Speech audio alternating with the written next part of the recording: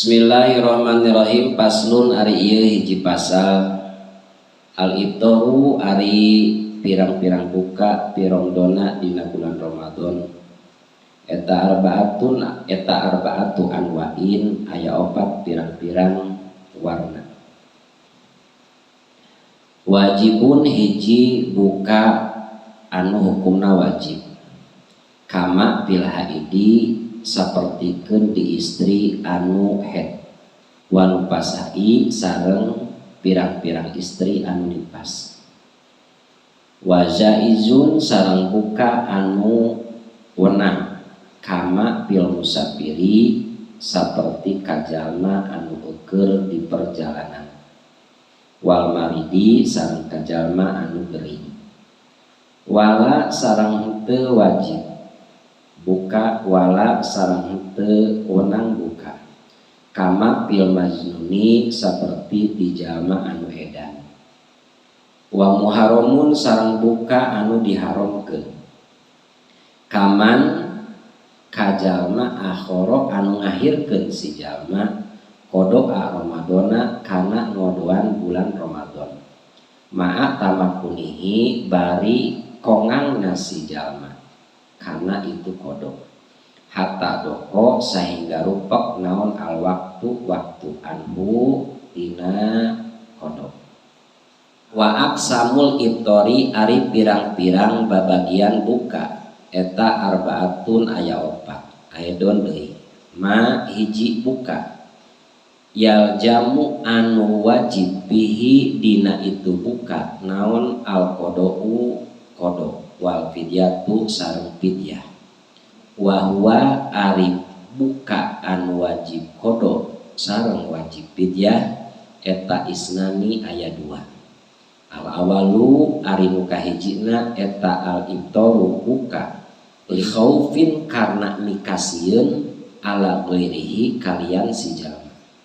Wasani sareng ari anu kaduana eta al iftaru buka ma'a takhiri kodoin bari ngahirkeun kodok ma'a imkanihi sarta kongangna kodok hatta yatia sehingga datang naon Ramadanu akhara bulan Ramadan anu sejen.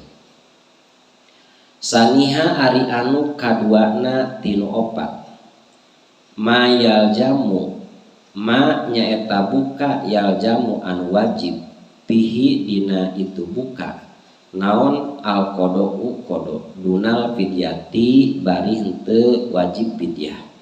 Wahwa arti ari buka anu wajib kodok teu wajib fidyah eta yaksuru seueur kamugma alaihi saperti kajalma anu sakalor. Wasalisuha sareng ari anu katiluna tinu arbaah eta ma buka yal jamu anu wajib pihi dina itu buka naon al fidyatu fidyah dunal kodoi bari henteu wajib kodok. Wahwa ari buka anu wajib fidyah henteu wajib kodok eta syaikhun kabirun aki-aki anu geus pikun. Warabiuha sareng ari nu kaopatna itu arbaah eta la teu wajib kodok wala sareng teu wajib fidyah. Wahwa ari buka anu teu wajib kodok sareng teu wajib fidyah eta al majnunu kajalma anu edan alati lam yata'ada anu teu ngahaja itu ladi bijununihi kana edana itu ladi.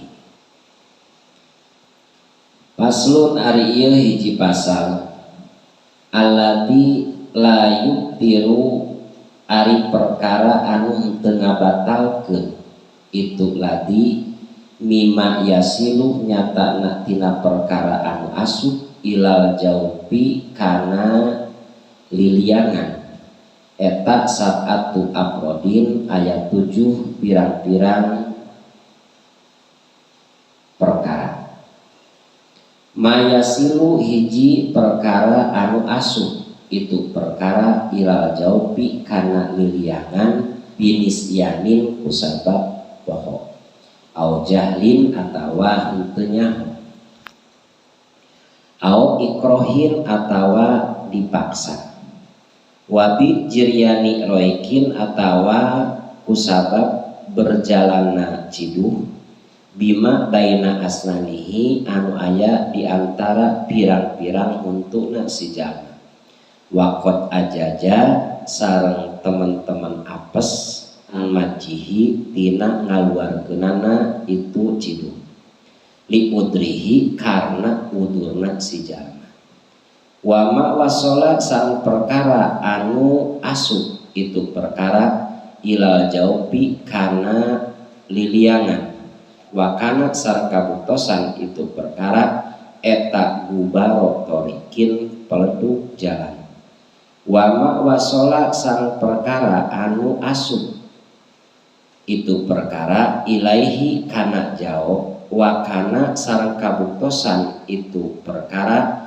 eta gurbalata dakikin peleduk tipu, au dubaban toiron atawa laleur anu hiber, au nahwahu atawa umpamana laleur anu hiber, wallahu sareng ari Gusti Allah eta a'lamu anu maha uningan bisawabi kana bener.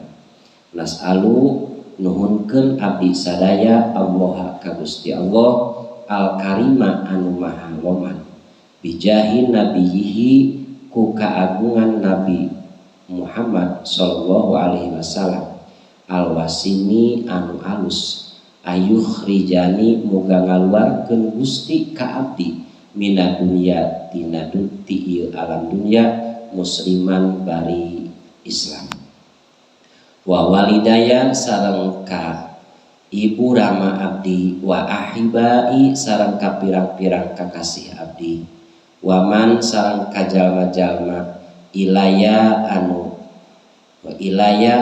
ka abdi intama sabangsa itu man, wa ayaghfira sareng muga ngahampura Allah li ka abdi, walahum sareng ka itu kabeh, mukhimatin kana pirang-pirang dosa gede, walumama sareng dosa leutik, wasola sareng muga maparin rahmat saha Allahu Gusti Allah ala sayyidina ka Gusti urang sadayana Muhammadin tegesna Kanjeng Nabi Muhammad, bini Abdillahi Muhammad anu jadi putra pamagetna Raden Abdullah, bini Abdul Muttalibi Raden Abdullah putrana Raden Abdul, bini Hashimin Abdul Muttalib putrana Raden Hashim, bini Abdi Manafin Hashim putrana Raden Abdul Manaf, Rasulil Malahimi anu jadi utusan perang, Habibillahi anu jadi kakasih Allah, Al-Fatihi anu ngabuka, Al-Khotimi anu ngahiran, wa alihi sareng ka pirang-pirang kulawargana Kanjeng Nabi, wa sahbihi sareng ka pirang-pirang sahabatna Kanjeng Nabi, ajmaina sakabehana, walhamdu sareng ari sadaya puji eta lillahi tetep kagungan Allah Rabbil alamina anu mangeranan sadaya alam. Alhamdulillahi Rabbil alamin.